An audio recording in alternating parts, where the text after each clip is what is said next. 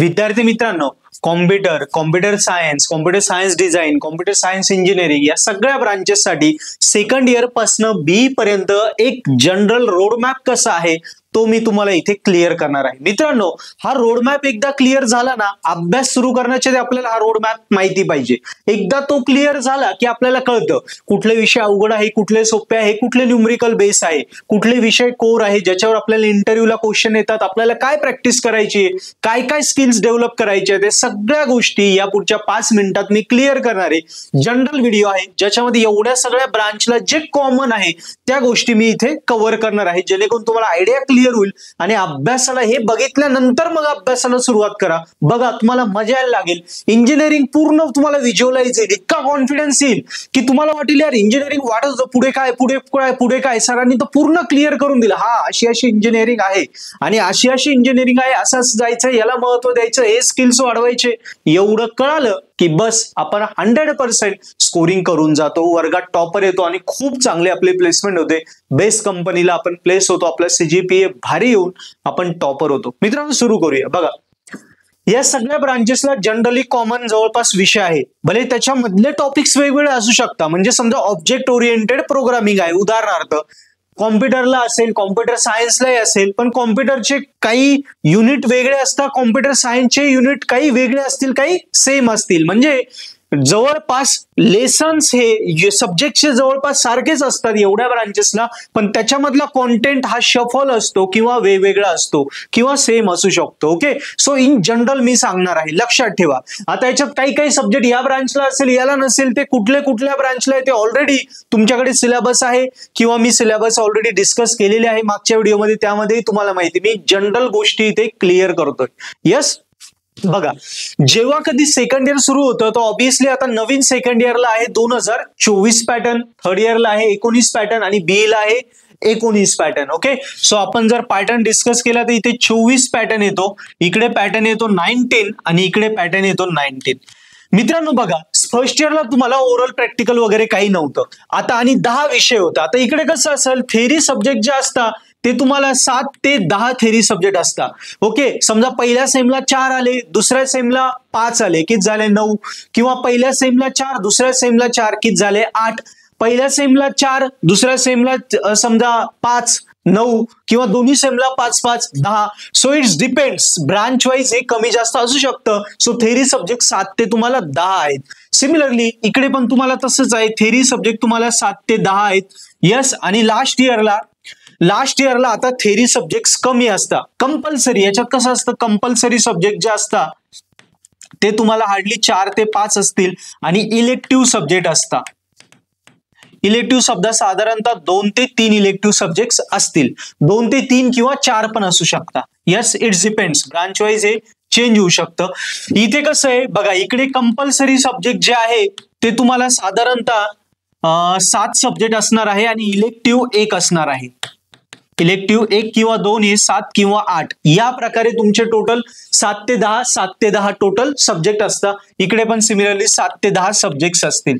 आता पुढे येऊया आपण, प्रॅक्टिकल आणि ओरल या 2 गोष्टी इकडे ऍड होतात. सिमिलरली बघा, इकडे प्रॅक्टिकल ओरल आहे. समजा तुम्हाला 3 प्रॅक्टिकल असले दोन्ही सेमिस्टर मिळून तर 1-2 ओरल असेल. सिमिलरली इकडे तुम्हाला प्रॅक्टिकल ओरल या कॉन्सेप्टला सामोरी जायचंय, इकडे पण तुम्हाला प्रॅक्टिकल ओरल या कॉन्सेप्टला सामोरी जायचं. मित्रांनो, आता तिन्ही ब्रांच मध्ये आपण म्हटलं तर एकदम स्कोरिंग असलेले सुद्धा कितीतरी सब्जेक्ट आहेत. जसं स्कोरिंग करणारे सब्जेक्ट कुठले आहेत, जनरली आपण बोलायचं झालं सॉफ्टवेअर इंजिनिअरिंग आहे, कॉम्प्युटर ग्राफिक्स आहे, यस, त्याच्यानंतर ऑपरेटिंग सिस्टीम आहे, नंतर डीबीएमएस आहे. हे सगळे असे सोपे विषय आहेत जे स्कोरिंग आहे. थोडे आपण जर सेकंड इयरला गेलो तर सेकंड इयरला जेही सब्जेक्ट्स असतात ते तुम्हाला बेसिक क्लिअर करतात तुमच्या ब्रांचचं.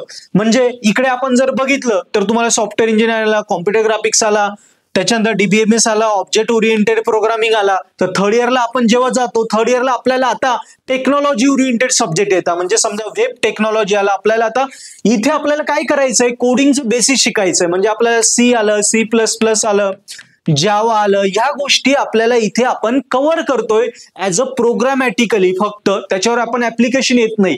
पण जेव्हा थर्ड इयरला येतो तेव्हा आपल्याला ऍप्लिकेशन डेव्हलप करावे लागतं. म्हणून web technology, web application development, त्याच्यानंतर data science, big data analysis, या प्रकारचे सब्जेक्ट ऍड होता. आता इकडे जर महत्वाचे टफ सब्जेक्ट आपण म्हटले तर आतापर्यंत M3 असायचा, बरोबर. सो M3 आता तो कन्वर्ट झाला आहे statistic and probability. Stats and probability म्हणून एक सब्जेक्ट ऍड झालाय, तो M3चा आहे. ऍक्च्युअली काही जास्त फरक नाहीये.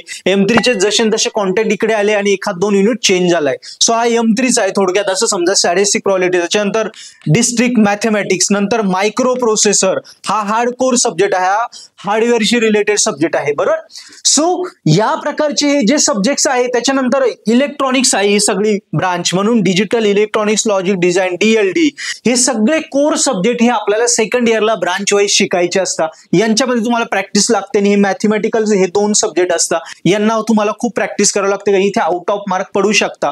हे तुमचे कोर सब्जेक्ट आले ब्रांच वाईज, ज्याच्यामध्ये तुम्हाला इलेक्ट्रॉनिक्स हार्डवेअर वगैरे रिलेटेड शिकायचं असतं. आता स्कोर सब्जेक्ट मध्ये software engineering, computer graphics, object oriented programming, operating system, हे असे कोर सब्जेक्ट ज्याच्यामध्ये तुम्ही टेक्नॉलॉजी शिकतात. त्याच्यानंतर सगळ्यात महत्वाचा data structure, DSA data structure algorithm, याच्यामध्ये ऍक्च्युअल तुम्ही कोडिंग शिकणार आहे.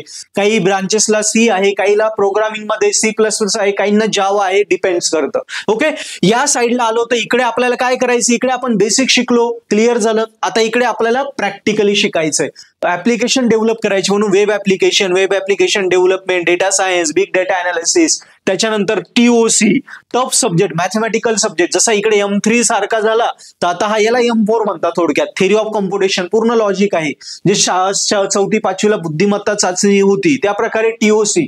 कारण इथे आपण ऍप्लिकेशन आता डेव्हलप करतोय ना, म्हणून numerical type, logical type subject इकडे आपल्याला ऍड होतात. अजून म्हटलं तर IoT आहे इकडे थर्ड इयरला, आणि इकडे 24 पॅटर्न मध्ये सेकंड इयरला तोच IoT रिटेन झालाय. म्हणजे हाच DBMS जो थर्ड इयरला आहे, हा बघा DBMS, तोच DBMS इकडे सेकंड इयरला नवीन पॅटर्नला आलाय. सो DBMS आता दोन्ही वर्गाला राहील, थर्ड इयर सेकंड इयर.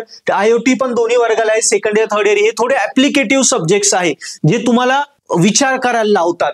आणि इकडे आपल्याला प्लस अजून इकडे काय ऍड होतं आपल्याकडे, आपल्याला इकडे हे असतं मिनी प्रोजेक्ट असतो. मिनी प्रोजेक्ट तो 51 मार्काचा आपल्याला मिनी प्रोजेक्ट असतो. त्याच्यानंतर प्रेझेंटेशन असतं, यस, आणि एक 2 महिन्याची 2 मंथ इंटर्नशिप असते. इंटर्नशिप कारण आपल्याला आता हे करायचं ना, आपल्याला इथे काय करायचं, आपल्याला आता प्रॅक्टिकली वर्कआउट करायचंय application base. So mini project असेल, प्रेझेंटेशन असेल, त्याच्यानंतर 2-1 महिन्याची इंटर्नशिप असते. या प्रकारच्या गोष्टी आपल्या थर्ड इयरच्या ऍड होतात. ओरल प्रॅक्टिकल वगैरे त्या गोष्टीच आहे. आणि जेव्हा लास्ट इयरला येतो तेव्हा आपल्याला आता कम्युनिकेशन आणि आपली बुद्धिमत्ता वाढवण्यासाठी आपल्याला इलेक्टिव्ह सब्जेक्ट जास्तीत जास्त दिलेले असतात. ते सब्जेक्ट कसे असतात, जसं डिस्ट्रीब्युटेड सिस्टीम आहे, आपली बुद्धिमत्ता वाढावी या प्रकारे.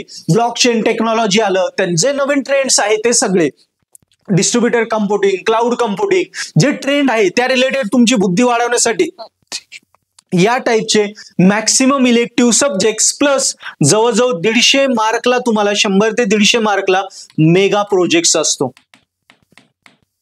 हा असतो मिनी प्रोजेक्ट. इकडे मिनी प्रोजेक्ट आला, इकडे मेगा प्रोजेक्ट आला, आणि याच्यावरतीच आपले सॉफ्ट स्किल डेव्हलप होतं, आपले कोडिंग वगैरे डेव्हलप करायचं. इथे आपण बेसिक शिकलो, इथे आपण प्रॅक्टिकल करायला लागलो थोडं थोडं, कारण प्रोजेक्ट छोटे छोटे डेव्हलप केले. इथे तुम्हाला ऍक्च्युअल प्रोजेक्ट डेव्हलप करायचं. आणि मुलं काय चूक करतात की हे प्रोजेक्ट विकत आणता, त्याच्यामुळे काही उपयोग होत नाही. आपण स्वतः केल्यानंतर इंटरव्ह्यूला काय फेस करणार, त्यामुळे प्रोजेक्ट स्वतः डेव्हलप करा, जेणेकरून तुमचं कम्युनिकेशन स्किल वाढतं, सॉफ्ट स्किल वाढतात, आपला कॉन्फिडन्स वाढतो, त्याच्यानंतर आपली कोडिंग स्ट्रॉंग होते. आणि ऑब्विसली आपल्याला फायनल इयरला इंटरव्ह्यू साठी जे जायचं असतं ते ऑब्विसली आपण आरामात जाऊ शकतो.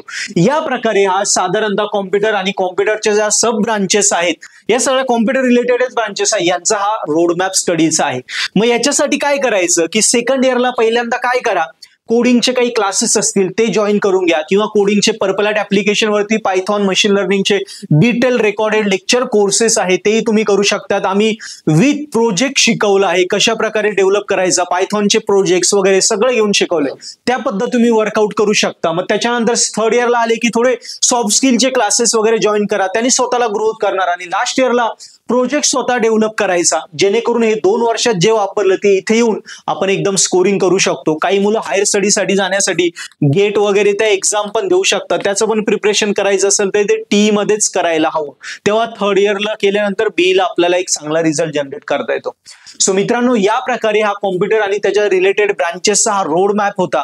या पद्धतीने तुम्ही अभ्यासाला सुरुवात करा. अजून काही डाऊट आले मला कमेंटमध्ये दिले आणि असेच महत्त्वाचे व्हिडिओ लागले तर नक्की चॅनल सबस्क्राईब करा, कारण पर्पल ॲट तुम्हाला टॉपर करण्यासाठी, बेस्ट करिअर सिक्युअर करण्यासाठी नेहमी मदत करतं. आणि या 24 pattern, 19 pattern second year third year B चे सगळ्या महत्त्वाच्या विषयांचे video lecture courses, recorded lecture courses आपल्या पर्पल ॲट ऍप्लिकेशन अवेलेबल आहे. सो डेमो लेक्चर आहेत ते बघा, आवडले तर कोर्सेस सबस्क्राईब करा, कारण कुठलाही कोर्स घेतला की तुम्हाला पुस्तक घ्यायचं नाही, कॉलेज सुद्धा करायची गरज नाही. मराठीमध्ये आम्ही जे शिकवलं तेच करायचं, तेच पेपरला येतं आणि जे इनसेम एंडसेम मध्ये तुम्हाला आउट ऑफ मार्क पडून तुम्ही कॉलेजमध्ये टॉपर होता. सो नक्की पर्पल ॲट ऍप्लिकेशनचे कोर्सेसवरनं अभ्यास करायला सुरुवात करा आणि टॉपर व्हा.